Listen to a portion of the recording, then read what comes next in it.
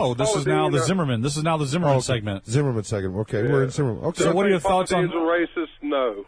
Have you watched any of the trial? I've watched a little. I did get to see their star witness. Oh yeah, if that's what you want to call the young 19-year-old. You know what? The 19-year-old girl, the black girl, the 19-year-old girl. It's like the prosecution looks like they are making a better case for Zimmerman than the defense is. Well, they already said, in my opinion, right now it's still early in the trial. But if this were a football score, it would be the defense 14, the prosecution nothing. Yeah, I mean, halftime. I feel kind of like I'm outside of this conversation because I haven't been following the case very closely. I read a couple news headlines, but like my wife sits at home, watches this stuff on TV all day. What does she think? That's an interesting question. I'm not really sure. I mean, the cops they interviewed the cops that were initially interviewed Zimmerman right after the crime went on the stand today, and they were very, very favorable to Zimmerman, saying he was genuinely upset. He put his hands in his head when he found out that Trayvon Martin had died, and the cop goes, "I thought you knew already," but he didn't. This was just within an hour or so of being arrested and taken down to the police station. So it looks good for him. Let me give you. The thing was, he wasn't arrested till like a week later. Right, but didn't they? I think they interviewed him or took. He went down to give a statement. Right, to make a statement. Yeah, okay. Let me give you my opinion on this, even though it's completely uneducated opinion, which I don't mind. You do that all the time anyway. Yeah, exactly. So here we have, from what I understand, we have Zimmerman following Trayvon Martin in the dark and watching him, and he looks suspicious. It's raining, it's dark. Right. He's a neighborhood watch guy. He's kind of on edge because he's made 50 previous calls to 911, and he's just a little antsy about what's going on in the neighborhood. Right. He's got a loaded weapon on him. Right. And the 911 responder says, break away, stop following, let the police handle this. My biggest problem with Zimmerman is that with that warning or that instruction from the 911 operator and the fact that he had a loaded weapon on his person, to me, his responsibility level shoots through the roof at that point. If you have a loaded weapon on your body that could cause somebody death and the police tell you to turn away, you need to listen, because I put the fault squarely on his shoulders. He has more responsibility than Trayvon Martin in that moment because he's carrying that deadly weapon on his body. That's all I'm saying. All right, Bobby V., what do you respond to that? I agree, probably 75%. He shouldn't. In my opinion, he shouldn't have followed the guy. He should have backed off. I agree. He probably should have followed him, but stayed inside of his vehicle to do it. I agree. I agree with that. Just keep your eye on him, but keep your distance. Now that aside, observe. That's when I was working security. There was always observe and report. And don't get observe and report. That's it. You aid the police in the investigation. That's it. Now, as that aside, since we all agree that he shouldn't have, when the 9/11 operator said, he's guilty of murder. I think manslaughter. Well, manslaughter is a different thing. Well, second-degree murder, I can say probably is going to be hard to get. Well, in Florida, I think it's either second-degree murder. It's either second-degree murder or he gets off. There is no. So they didn't charge him for manslaughter? No, I think if they would charge him second-degree murder. Right, and there is second-degree murder is life in prison up to. Now they either have to convict him of second-degree murder or nothing.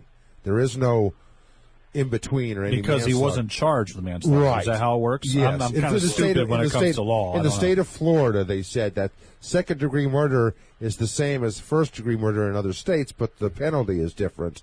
But yet in Florida, it's either that charge or getting off. So now the prosecution, of course, now in the United States, you're innocent until proven guilty, and right now the prosecution has to prove that. And again, you can't pick your witnesses, Bobby V., but you saw the young black girl that was on TV the first 2 or 3 days. It was absolutely horrible. Horrible for the prosecution. For the prosecution, because she said, she was talking to him, and she kept changing her story, right? There's a creepy ass cracker, right? That's Now is that a racist statement? When they went and played the race card. I believe it is a racist statement. I believe it's a racial slur. Yeah. Cracker, beaner, wop, right. All those are racial slurs. There's no doubt about it. I think he should have got killed because he made a racist comment? No.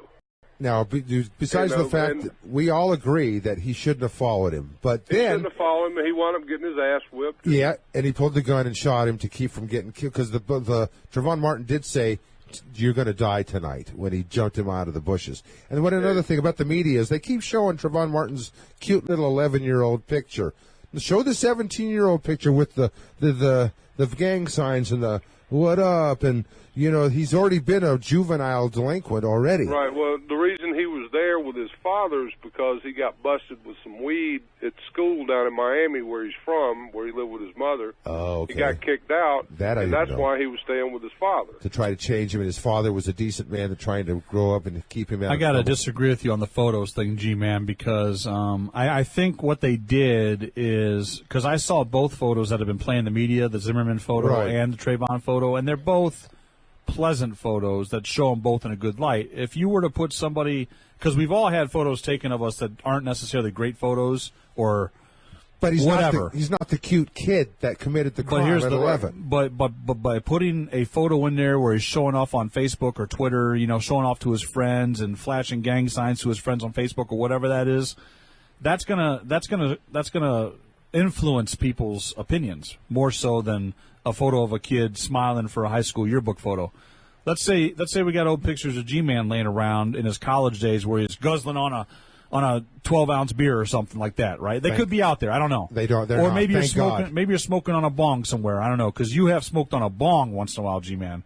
How do you know that? I'm just saying. I've heard rumors. You've heard rumors, but there are no pictures. But what if there was a picture? Well, there are some some drawings of G-Man in college. That are probably floating around out there. Oh, is that so? But you guys get my point. You guys get my point. I know. You would rather, if they're going to play something in the media about you, they would rather have something respectful than something non-respectful. Of course, but still, it just depends on what story they want to tell. Right. It's how the media shapes opinion in this country, and they do. This is Mr. Happy, and I'm the G-Man. We are broadcasting live from the WarZone every Tuesday night at 8 p.m. Pacific. G-Man, and guess what? What is that? We're in our brand new studio at VegasAllNetRadio.com. What do you think of it? I think it's awesome. You mean we're at VegasAllNetRadio.com? You got it, buddy. Wow. And I get to destroy you on a weekly basis. I'm sick and tired of you telling me that you're going to destroy me. Politics and religion. It's all under fire in the WarZone. Whatever. Every Tuesday night at 8 p.m. Only on VegasAllNetRadio.com.